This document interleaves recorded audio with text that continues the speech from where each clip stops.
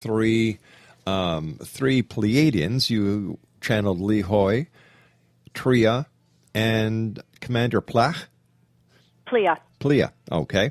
And during that channel session, we were told that they had been speaking through sages through the ages, because I asked, how come they're not marked anywhere in history? And they said that their existence was actually taken out of history. But they kept on saying 3 or 4 times, very specifically, "We will arrive." That took me by surprise also. I had been waiting for them to arrive in full body, sure, full vision too. And when it didn't happen around 12:21, I just put up my hands and said, "Well, I'll be fine just seeing them clairvoyantly." So when that came through me, Rob, I also was a bit taken. Yeah. So I can go in and see if they'll give more information, because that sure is a curiosity. Yeah, maybe in a few minutes, but I'd like to talk to you without imposing on the Pleiadians or whoever is going to come across when you channel, and ask you this very important question. Sure. Are they the gods of our past?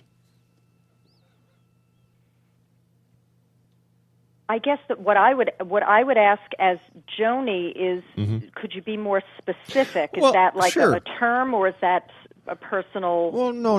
What I'm asking for is if they talked or they communicated through the sages in the past, which would be like Jesus Christ or Muhammad and the other religious philosophers and sages that have been throughout history. If they communicated through them, would not that mean that, and this is my interpretation, no one else's, that if somebody is talking to Christ, if from a spiritual realm, or if Christ didn't realize he was channeling, Christ in the Bible says that he was talking to his Father, God. Does this mean that these visitors from other planets or those that you communicate with are the gods of the past? I don't believe so. They're giving me a no as a misinterpretation. They're saying that I'm just going to go right in. We speak through people who have great influence. Jesus is he is a force. He is a consciousness that has direct line with Creator, with infinite intelligence. We speak of the ones of Joseph, of Isaac, Elijah. We speak of those adult sages, the prophets that come in with force, mighty power. They speak truth. Many listen. And then I'm seeing, as Joanie, I'm saying that I'm seeing crowds gather. I don't see Jesus at the helm with star beings coming through him. I see ones of, if we could start making a hierarchy or social stature, of a lesser influence in our history. Okay, but in the Bible it says the prophets spoke to God. So, if the prophets were speaking to God in the Bible, and those who you were just channeling say that they were speaking to the prophets, in my book, 1 and 1 equals 2. Therefore, they're claiming to be God. Yeah, I'm hearing your reasoning, so I'm going to bring them in. I'm just going to have them come through me. This is Plea. So we say the book, this Bible that was put to you for your vision, for you to read, we say misinformation. So much has come through. So much light has entered the planet. The book, it is filtered. There are men who touched this book and moved around writings. They sifted through and they changed our words. We say God is truth. We say light has come to the planet. The book, the Bible, has information that is not correct. We say so much has been moved and shifted. Unfortunately, people continue to rely on the word as the word. When the word is of truth, it is not necessarily through this object, this book.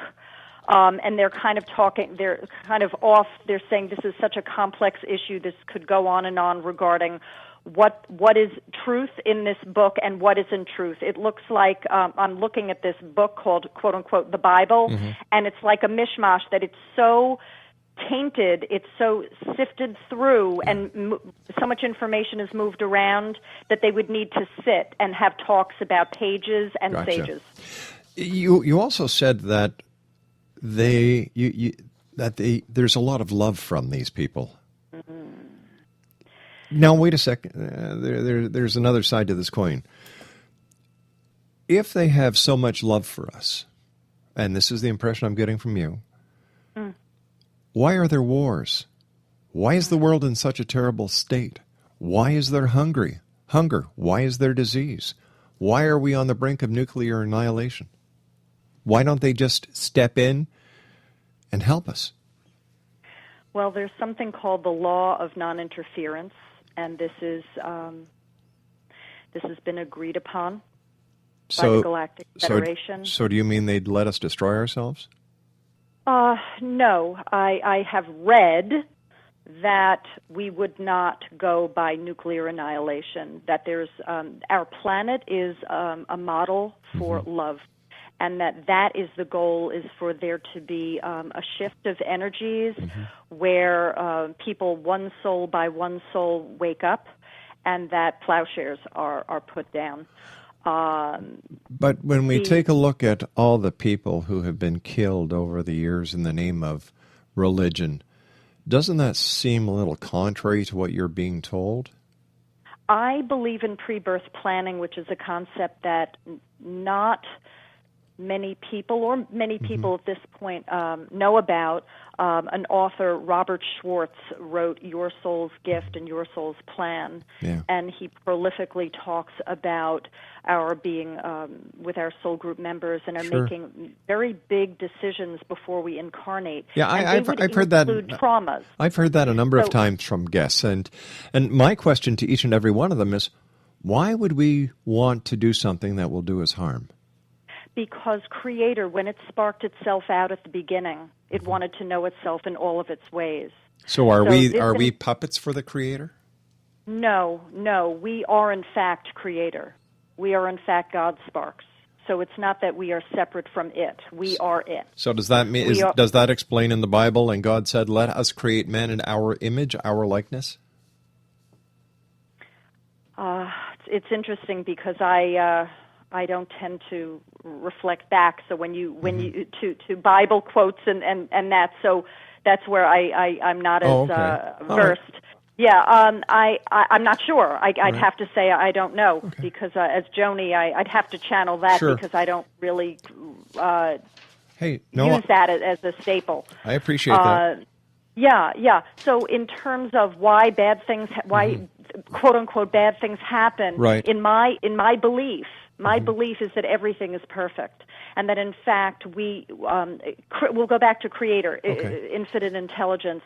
It had this grand plan to offer us opportunities for soul growth expansion, and this I consider Earth School. This is not home. This is a learning institution, and we play parts with our soul group members, and we choose them before we come down.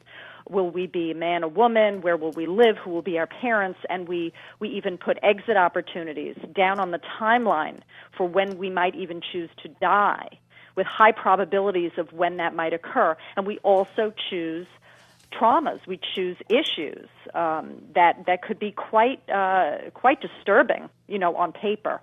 And we plan these events with members of our soul group that we adore, because we know that they could play these parts well. All right, let me ask you this. How do we know that this is real and not just something that we want to believe to be real? I can only say, with all the reading I've done, I read somewhere, and I wish I could remember where, that this can never be proven, that it's not supposed to be, there's the beauty in this. But because it can't be proven, doesn't this mean that it could be a bunch of poo, for a better word, and that this is just another way of trying to explain the unexplainable? I believe that this is one big, beautiful project, and that everyone comes into a lifetime searching for truth. I had a voice in my head when I was young, and it said, you must know the truth. And I had no idea what the heck that meant. And then I went on the spiritual journey, and I started reading about truth. And I also did learn that one should not, it is advisable not to just tag on to someone else's truth. They must come to that conclusion for themselves, and they should use discernment, and they should go with their gut, and they should go with what feels good. And if it doesn't feel right, and if it gives them fear, it is best to discard it. Well, so I have my own truth. Others have theirs, and that if it in the end is all poof, but it made them feel wonderful and it gave them faith and hope and they lived a full life, well, I say that poof was a blessing. But there's three sides to every story, as I always say. His side, her side, and the truth. Yeah. That's right. It's hard. How do you deal with skepticism? I bless the person. I understand that everyone is at a different place with their awareness. Yeah. I don't have anger. I don't go to a place of fear. I don't scorn a soul for being a skeptic. Someone recently on Facebook, they alluded that I was part of the occult. And I thought, wow. And for I'm human, I'm human. So for a moment, I felt that sting. Oh, wait a sec. I thought you weren't human. I thought that you were from another star. I am a star being in a human body. How do you know? Oh, well, I guess when Syrian and Pleiadian and other languages start coming out of your mouth. No disrespect meant here. No disrespect meant here, but people who have issues sometimes talk in strange languages. Yeah. Multiple personality disorders. Sure. I guess, I don't know. I have my knowing, and it feels right to me, and I've met enough people, enough friends who also are able to channel star languages, and we're able to channel how we know one another from the other side, and we smile, and it's just a knowing. So there's a lot of smiling going on, huh? Yeah, well, when you feel good, when life brings you joy, and when you are able to channel for others and do healings where their physical conditions improve, where their mental states improve. It's a good feeling. When there are things that you have said from the other side that gives them a shift in their awareness, it's a blessing. So, all right, stand by. I've got to take a commercial break. Please stand by. Sure. Exonation, Joanie Eisinger is our guest this hour. Her website is jonieswhitelighealing.com. That's www.jonieswhitelighealing.com.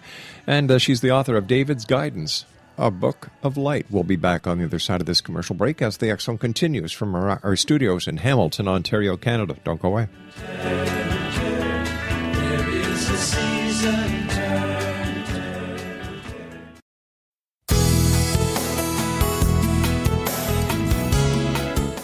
With each new extreme weather event or terrorist act, it becomes increasingly obvious that we live in uncertain and challenging times. We all buy car insurance. Why not collapse and catastrophe insurance? Matthew Stein, an MIT-trained engineer and green builder, has written 2 outstanding books to help people prepare, plan for, and deal with everything from minor situations lasting a few days to full-on collapse. Matt's first book, When Technology Fails, is a manual for self-reliance, sustainable living, and surviving the long emergency. This massive book covers the gamut from first aid and emergency preparedness to alternative healing, renewable energy, primitive living skills, and 18th century technologies that could be critical to your comfort and survival in a long-lasting crisis. Matt's second book, When Disaster Strikes, is a comprehensive emergency preparedness handbook and survival guide. When Disaster Strikes is an essential item for every family's go bag. Both books are available at all usual sources. There's a wealth of totally free information posted at whentechfails.com, and author-signed copies may be purchased at mattstein.com. That's www.whentechfails.com and www.msteinfo.com. MATSTEIN.com.